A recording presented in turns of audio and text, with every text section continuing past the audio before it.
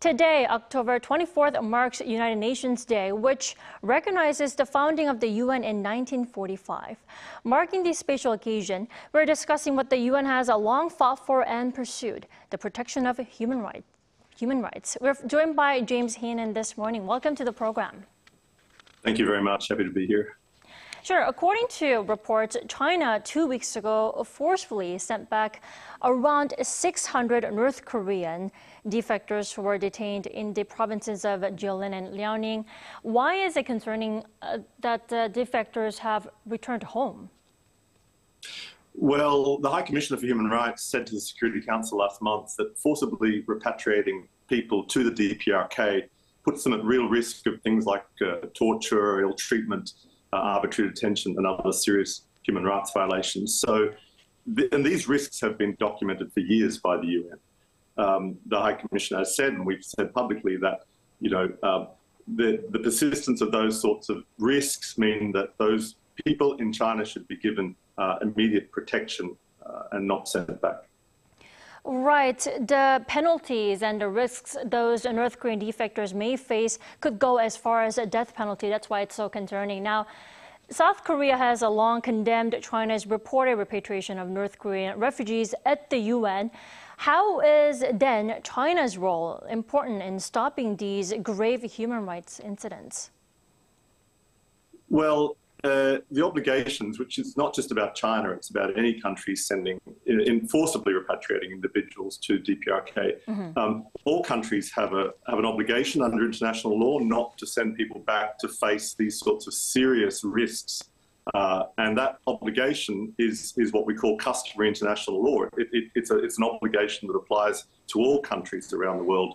And it's an obligation that we urge all countries to abide by, particularly at the moment. Right, those responsibilities and obligations do lie on not only on China, but also all countries who respect and pursue human rights. Now, civilians over in the Middle East are also facing human rights violations. We have to talk about that.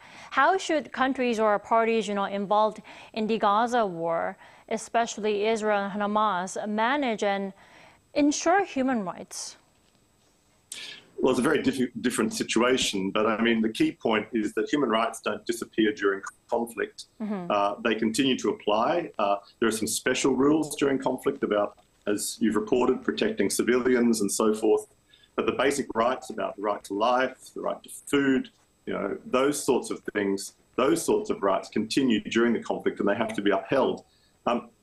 We would say that the key thing in these times is to stick to international law and be guided by international law, because it is really the strongest agreed international framework on dealing with these sorts of difficult issues.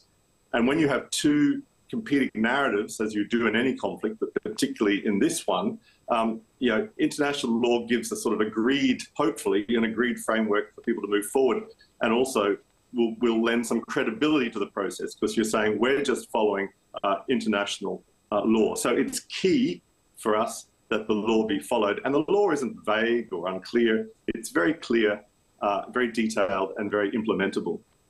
Right. The same applies to any type of conflict happening around the world. The Ukraine crisis as well, right?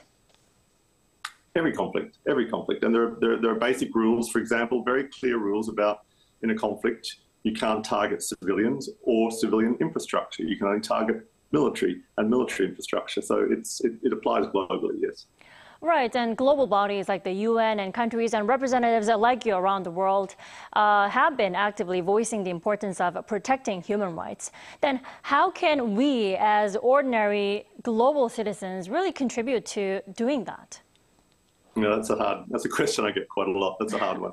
I mean, it can be overwhelming. We sit at home, we watch the media like now or social media, and we get an overwhelming level of information about misery around the world, particularly from Ukraine, the Middle East and other places, and DPRK. So we can feel a sense of hopelessness, powerlessness. I would say people need to, first of all, stand up for their own human rights wherever they are and stand up for the rights of others, because that's something that that's the building blocks for a society that respects human rights. Respect and stand up for the rights of others. Also, don't take your rights for granted, because we've seen history shows they can be taken away very quickly and then it's too late. I would also say that everyone can urge their governments to say, listen, you have signed up to this international law. We as citizens of your country, expect you to apply it. Definitely. James, thanks so much for joining us this morning, and we appreciate your service. Thank you very much. Thank you.